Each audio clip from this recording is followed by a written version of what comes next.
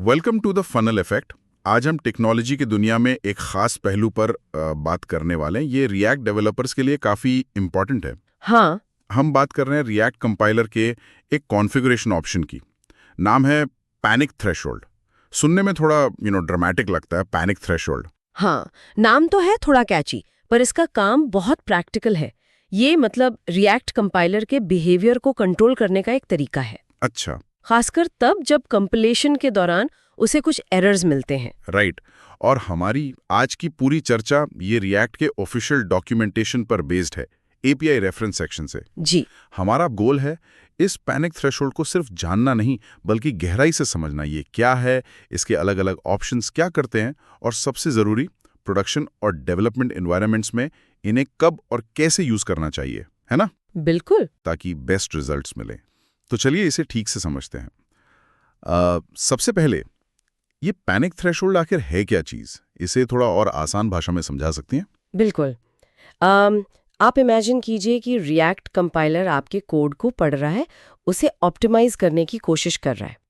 अब अगर उसे कोड के किसी हिस्से में कोई प्रॉब्लम मिलती है, कोई एरर दिखता है, तो ये पैनिक थ्रेशोल्ड सेटिंग ये डिसाइड करती है कि कंपाइलर को क्या करना है। ओके। क्या उसे वहीं रुक जाना है और कहना है नहीं मैं आगे नहीं बढ़ सकती, बिल्ड फेल, या फिर उसे कहना है ठीक है इस हिस्से में दिक्कत है, मैं इसे छोड़कर आगे बढ़ती हूँ और बाकी कोड को प्रोसेस करती हूँ। अच्छा। ये एक तरह का मतलब डिसीजन मेकिंग मैकेनिज्म है कंपाइलर के लिए जब वो मुश्किल में पड़ता है। ओके, तो ये कंपाइलर के लिए एक तरह का स्ट्रेस मैनेजमेंट टूल हुआ कि जब गड़बड़ हो तो कैसे रिएक्ट करना है। हाँ, कह सकते हैं।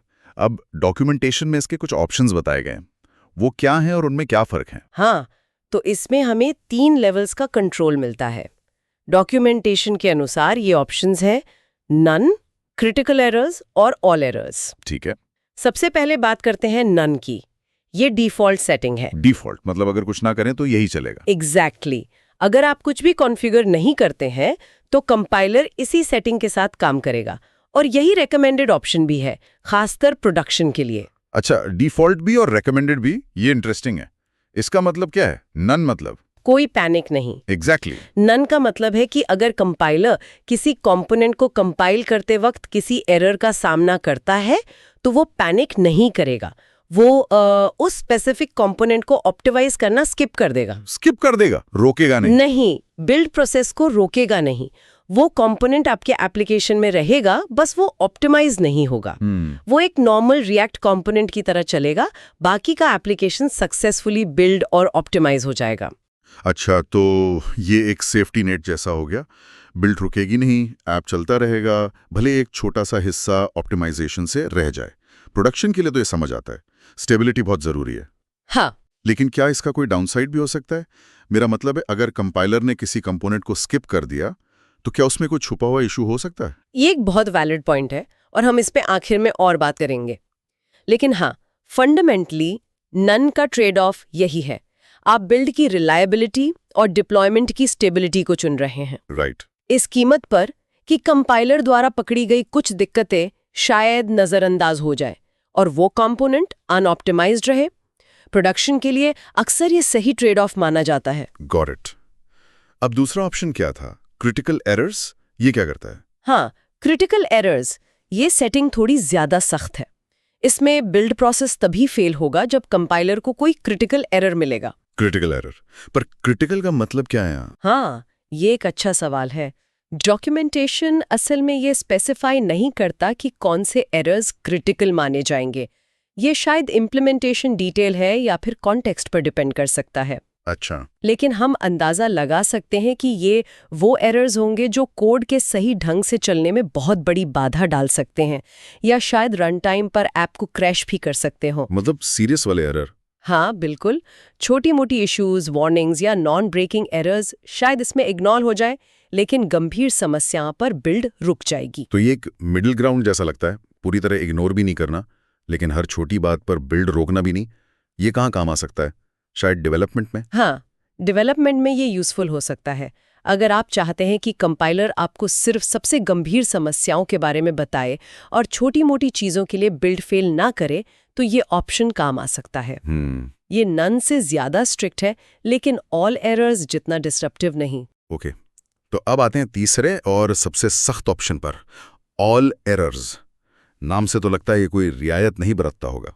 बिल्कुल, ऑल एरर्स सबसे स्ट्रिक्ट सेटिंग है। जैसा नाम बताता है, अगर कंपाइलर को किसी भी तरह की डायग्नोस्टिक मिलती है, चाहे वो कितना भी छोटा एरर हो या कोई वार्निंग ही क्यों ना हो, ये बिल्ड प्रोसेस को तुरंत फेल कर देगा। तुरंत फेल, हर चीज पर। हाँ, ये डेवलपमेंट के दौरान बहुत पावरफुल हो सकता है अगर आप कंपाइलर के फीडबैक को लेकर बहुत ज़्यादा डिसिप्लिन रहना चाहते हैं। आप चाहते हैं कि कंपाइलर आपको हर उस जगह पर टोके जहां उसे ज़रा सी भी गड़बड़ लग रही है। लेकिन इसका मतलब ये भी है कि डेवलपमेंट के दौरान आपकी बिल्ड शायद बार बार फेल होगी, छोटी छोटी चीज़ों के लिए भी। क्या ये डेवलपमेंट स्पीड को स्लो नहीं कर देगा? डेफिनेटली कर सकता है। ये एक डबल एज्ड स्वॉर्ड है, मतलब दो-धारी तलवार। हाँ, एक तरफ ये आपको कोड क्वालिटी मेंटेन करने और कंपाइलर इश्यूज को अर्ली स्टेज में पकड़ने में मदद करता है। दूसरी तरफ ये ज़्यादा नॉइजी हो सकता है और डेवलपमेंट वर्कफ्लो को इंटरप्ट कर सकता है। खासकर अगर टीम अभी कंपाइलर के साथ एडजस्ट हो रही है या कोड बेस में कुछ पुराने पैटर्न्स हैं जिन्हें कंपाइलर फ्लैग कर रहा है, तो इसे सोच समझकर इस्तेमाल करना होता है। ये तीनों ऑप्शंस का ब्रेकडाउन काफी क्लियर है। अब आते हैं उस पॉइंट पर जिसका आपने पहले जिक्र किया था, प्रोडक्शन बनाम डेवलपमेंट। डॉक्यूमेंटेशन साफ कहता है कि प्रोडक्शन के लिए हमेशा नन यूज करो। ये इतना इंपॉर्टेंट क्यों है? देखिए, प्रोडक्शन एनवायरनमेंट में प्रेडिक्टेबिलिटी और स्टेबिलिटी सबसे ऊपर होती है। सोचिए, आपकी टीम ने फीचर्स डेवलप किए, टेस्टिंग हुई और अब डिप्लॉयमेंट का टाइम है। हाँ। आप CI/CD पाइपलाइन चलाते हैं और बिल्ड फेल हो जाती है। अरे, और पता चलता है कि कंपाइलर को किसी एक नॉन क्रिटिकल कंपोनेंट में कोई छोटी सी इशू मिली और उसने पूरी डिप्लॉयमेंट रोक दी। ये एक नाइटमेयर सिनेरियो हो सकता है। बिल्कुल। खासतौर पर बड़ी टीम्स और कॉम्प्लेक्स एप्लीकेशंस के लिए तो बहुत बड़ी दिक्कत हो सकती है। लेट नाइट डीबगिंग सेशंस सिर्फ इसलिए कि कंपाइलर थोड़ा ज़्यादा सेंसिटिव था। एग्जैक्टली। नन सेटिंग इसी रिस्क को कम करती है। ये गारंटी करती है कि आपकी बिल्ड प्रोसेस प्रिडिक्टेबल रहे और डिप्लॉयमेंट ब्लॉक ना हो। भले ही बैकग्राउंड में कंपाइलर कुछ कंपोनेंट्स को स्किप कर रहा हो, ज़्यादातर कंपोनेंट्स ऑप्टिमाइज्ड होंगे और जो नहीं हो पाए वो फॉलबैक मैकेनिज्म के तहत नॉर्मल रिएक्ट कंपोनेंट्स की तरह काम करते रहेंगे। ऐप लाइव रहेगा, यूजर्स पर इम्पैक्ट नहीं पड़ेगा। ये तो प्रोडक्शन का केस हुआ। डेवलपमेंट में कहानी अलग क्यों है? वहाँ स्ट्रिक्टर सेटिंग्स क्यों फायदेमंद हो सकती हैं? डेवलपमेंट का प्राइमरी गोल होता है कोड लिखना, टेस्ट करना और इश्यूज को फिक्स करना, है ना? हाँ। यहाँ फेल फास्ट अप्रोच अक्सर ज्यादा प्रोडक्टिव होती है। अगर कंपाइलर डेवलपमेंट के दौरान ही आपको पोटेंशियल प्रॉब्लम्स के बारे में बता दे, भले ही बिल्ड फेल करके, तो आप उन्हें उसी वक्त ठीक कर सकते हैं। अच्छा। ये बेहतर है बजाय इसके कि वो इश्यूज बाद में टेस्टिंग फेज में पकड़ी जाएं या सबसे खराब प्रोडक्शन तक पहुंच जाए। तो डेवलपमेंट में क्रिटिकल एरर्स या ऑल एरर्स यूज करने से डेवलपर को इमीडिएट फीडबैक मिल जाता है। यस, ये आपको कंपाइलर के साथ एक टाइटर फीडबैक लूप बनाने में मदद करता है। आप कोड लिखते हैं, कंपाइलर उसे चेक करता है और अगर कोई इश्यू है, क्रिटिकल या ऑल सेटिंग के हिसाब से, तो आपको तुरंत पता चल जाता है। ये कोड क्वालिटी इंप्रूव करने और बेस्ट प्रैक्टिसेस फॉलो करने में मदद कर सकता है। डॉक्यूमेंटेशन में शायद एनवायरनमेंट के हिसाब से सेट करने का तरीका भी बताया गया है, जैसे NoDNV यूज करके। हाँ, बिल्कुल। डॉक्यूमेंटेशन एक कॉमन पैटर्न दिखाता है जहां आप अपने बिल्ड कॉन्फ़िगरेशन में चेक कर सकते हैं कि process.env.nodenv की वैल्यू क्या है। अच्छा। अगर ये डेवलपमेंट है तो आप पैनिक थ्रेशोल्ड को क्रिटिकल एरर्स या ऑल एरर्स सेट कर सकते हैं, और अगर ये प्रोडक्शन है तो आप इसे नन पे सेट कर सकते हैं। हाँ, ये तो काफी स्मार्ट तरीका लगता है। दोनों वर्ल्ड्स का बेस्ट मिल गया, डेवलपमेंट में स्ट्रिक्ट चेक्स और प्रोडक्शन में स्टेबिलिटी। एग्जैक्टली। ये कंडीशनल कॉन्फ़िगरेशन काफी प्रैक्टिकल है। अच्छा, अब थोड़ा पीछे हटकर देखते हैं। ये पैनिक थ्रेशोल्ड सेटिंग हमें रिएक्ट कंपाइलर की ओवरऑल फिलॉसफी या डिजाइन प्रिंसिपल्स के बारे में क्या बताती है? मेरे ख्याल से ये कुछ चीजें हाईलाइट करती है। पहली, नन का डिफॉल्ट होना दिखाता है कि कंपाइलर को रिजिलिएंट और रोबस्ट बनाने पर फोकस है। रिजिलिएंट मतलब लचीला। हाँ, मतलब कंपाइलर की कोशिश है कि वो ग्रेसफुली फेल करे, यानी छोटी-मोटी दिक्कतों से रुके नहीं, बल्कि जितना हो सके उतना काम पूरा करे। ये प्रैक्टिकल अप्रोच है, स्पेशली वेब डेवलपमेंट में, जहां चीजें हमेशा परफेक्ट नहीं होती। मतलब कंपाइलर परफेक्शनिस्ट होने के बजाय प्रैक्टिकल होने की कोशिश कर रहा है। एक तरह से हाँ। दूसरा पॉइंट ये है कि ये सेटिंग कॉन्टेक्स्ट की इंपॉर्टेंस को रेखांकित करती है। कॉन्टेक्स्ट? हाँ, कि कंपाइलर का behaviour environment, production versus development के हिसाब से एडजस्ट किया जा सकता है।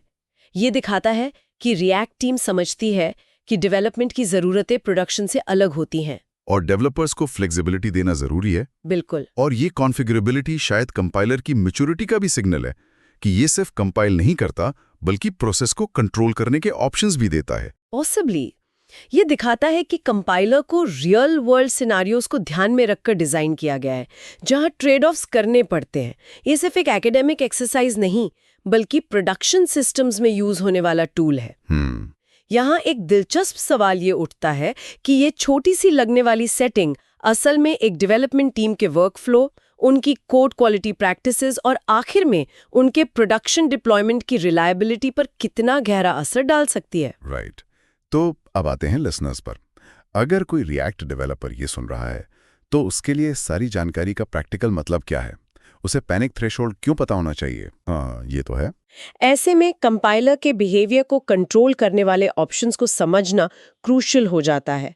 पैनिक थ्रेशोल्ड को जानने से डेवलपर्स अनएक्सपेक्टेड बिल्ड फेलियर से बच सकते हैं। अच्छा। अगर आपकी प्रोडक्शन बिल्ड अचानक फेल होने लगे तो ये सेटिंग चेक करना ट्रबल शूटिंग का पहला स्टेप हो सकता है। अच्छा, तो ये डिबगिंग में हेल्प कर सकता है। और क्या फायदे हैं? इसे जानने से आप अपने डेवलपमेंट प्रोसेस को कॉन्शियसली डिजाइन कर सकते हैं। आप तय कर सकते हैं कि डेवलपमेंट में आपको कितना स्ट्रिक्ट फीडबैक चाहिए कंपाइलर से। आप ऑल एरर्स सेट करके कोड क्वालिटी पर ज्यादा फोकस कर सकते हैं या क्रिटिकल एरर्स यूज करके नॉइज कम कर सकते हैं। और प्रोडक्शन के लिए नन सेट करके आप डिप्लॉयमेंट पाइपलाइन को स्मूथ और रिलायबल बना सकते हैं। तो बेसिकली ये आपको अपने बिल्ड प्रोसेस पर ज्यादा कंट्रोल देता है। एग्जैक्टली। तो ये सिर्फ एक टेक्निकल डिटेल नहीं है बल्कि वर्कफ्लो ऑप्टिमाइजेशन और रिस्क मैनेजमेंट का हिस्सा है। ये जानना कि कंपाइलर एरर्स को कैसे हैंडल करेगा डेवलपर्स को ज्यादा कॉन्फिडेंस देता है। हाँ, खासकर जब वो कंपाइलर को पहली बार अडॉप्ट कर रहे हो या कॉम्प्लेक्स प्रोजेक्ट्स पर काम कर रहे हो। बिल्कुल। ये अंडरस्टैंडिंग आपको कंपाइलर को एक ब्लैक बॉक्स की तरह देखने के बजाय एक कॉन्फ़िगरेबल टूल की तरह देखने में मदद करती है, जिसे आप अपनी जरूरत के हिसाब से फाइन ट्यून कर सकते हैं। ये सब काफी यूजफुल इनसाइट्स हैं। अब अंत में आपने पहले एक पॉइंट उठाया था नन सेटिंग के डाउनसाइड के बारे में। हाँ, डॉक्यूमेंटेशन के फाइनल थॉट में भी कुछ ऐसा ही हिंट है कि स्किप्ड कंपोनेंट्स का क्या, उस पर थोड़ा और विस्तार से बात करते हैं। हाँ, ये एक बहुत जरूरी पहलू है जिस पर सोचना चाहिए। जैसा हमने डिस्कस किया, नन सेटिंग के साथ कंपाइलर प्रॉब्लमैटिक कोड वाले कंपोनेंट्स को स्किप कर देता है। हाँ। बिल्ड सक्सेसफुल हो जाती है, ऐप डिप्लॉय हो जाता है, सब हरा हरा दिखता है, लेकिन कंपाइलर ने उस हिस्से को ऑप्टिमाइज नहीं किया क्योंकि उसे वहां कोई दिक्कत मिली थी। तो इसका मतलब क्या हुआ? बिल्ड पास हो गई पर अंदर कुछ गड़बड़ हो सकती है। पोटेंशियली यस, ये संभव है कि बिल्ड सक्सेसफुल होने के बावजूद कुछ सटल बग्स या परफॉर्मेंस इश्यूज प्रोडक्शन में चले जाएं जिन पर ध्यान न दिया गया हो, क्योंकि कंपाइलर ने उन्हें इफेक्टिवली नजरअंदाज कर दिया। हाँ, मान लीजिए कंपाइलर को किसी कंपोनेंट में कॉम्प्लेक्स कंडीशनल लॉजिक समझ नहीं आया और उसने उसे स्किप कर दिया। हो सकता है वो कंपोनेंट अनऑप्टिमाइज स्टेट में ज्यादा मेमोरी यूज करे या धीरे चले। या शायद कंपाइलर को कोई ऐसा पैटर्न मिला जो टेक्निकली वैलिड जावास्क्रिप्ट है लेकिन रिएक्ट के बेस्ट प्रैक्टिसेस के खिलाफ है और रन टाइम पर अनएक्सपेक्टेड बिहेवियर दे सकता है। तो बिल्ड सक्सेसफुल का मतलब सब कुछ परफेक्ट नहीं है, खासकर नन सेटिंग के साथ। करेक्ट। ये हमें याद दिलाता है कि कंपाइलेशन सक्सेस अपने आप में क्वालिटी की गारंटी नहीं है। नन सेटिंग प्रोडक्शन स्टेबिलिटी के लिए जरूरी हो सकती है, लेकिन ये डेवलपमेंट टीम पर एक अतिरिक्त जिम्मेदारी डालती है। उन्हें सिर्फ बिल्ड स्टेटस पर निर्भर नहीं रहना चाहिए। तो फिर क्या करना चाहिए? उन्हें कॉम्प्रिहेंसिव टेस्टिंग और मॉनिटरिंग पर भी ध्यान देना चाहिए। किस तरह की टेस्टिंग या मॉनिटरिंग यहाँ हेल्प कर सकती है? कई चीजें हो सकती हैं। पहला, क्या कंपाइलर कोई आउटपुट लॉग या रिपोर्ट जनरेट करता है जिसमें स्किप्ड कंपोनेंट्स की जानकारी हो? अगर हाँ, तो उसे रेगुलरली रिव्यू करना चाहिए। अच्छा। दूसरा, टारगेटेड टेस्टिंग स्ट्रैटेजीज अपनाई जा सकती हैं। अगर पता है कि कुछ कंपोनेंट्स लाइकली स्किप हो सकते हैं तो उन पर ज्यादा टेस्टिंग फोकस किया जा सकता है। तीसरा, प्रोडक्शन में परफॉर्मेंस मॉनिटरिंग टूल्स जैसे प्रोफाइलिंग हेल्प कर सकते हैं उन कंपोनेंट्स को आइडेंटिफाई करने में जो अनएक्सपेक्टेडली स्लो चल रहे हैं। मतलब नन सेटिंग का इस्तेमाल करने का मतलब है कि हमें अपनी टेस्टिंग और मॉनिटरिंग प्रैक्टिसेस को लेकर ज्यादा डिलिजेंट होना पड़ेगा ज्यादा सावधान। मेरे हिसाब से हाँ, ये दिखाता है कि कंपाइलर एक पावरफुल टूल है, लेकिन ये डेवलपर की क्रिटिकल थिंकिंग और थॉरोनेस का सब्स्टिट्यूट नहीं है। सही बात है। हमें बिल्ड प्रोसेस के आउटपुट्स को समझना होगा और ये इंश्योर करना होगा कि स्टेबिलिटी के लिए हमने क्वालिटी को अनदेखा तो नहीं कर दिया। ये एक बारीक संतुलन है जिसे हर टीम को अपने कॉन्टेक्स्ट के हिसाब से साधना होगा। ये वाकई एक इम्पोर्टेंट रिमाइंडर है। Build success is not the whole story. हमें उसके इम्प्लीकेशंस को समझना होगा। एग्जैक्टली, पैनिक थ्रेशोल्ड सिर्फ एक सेटिंग नहीं, ये हमें डेवलपमेंट प्रोसेस, क्वालिटी और स्टेबिलिटी के बीच के ट्रेड ऑफ्स के बारे में सोचने पर मजबूर करती है। Thank you for watching the funnel effect.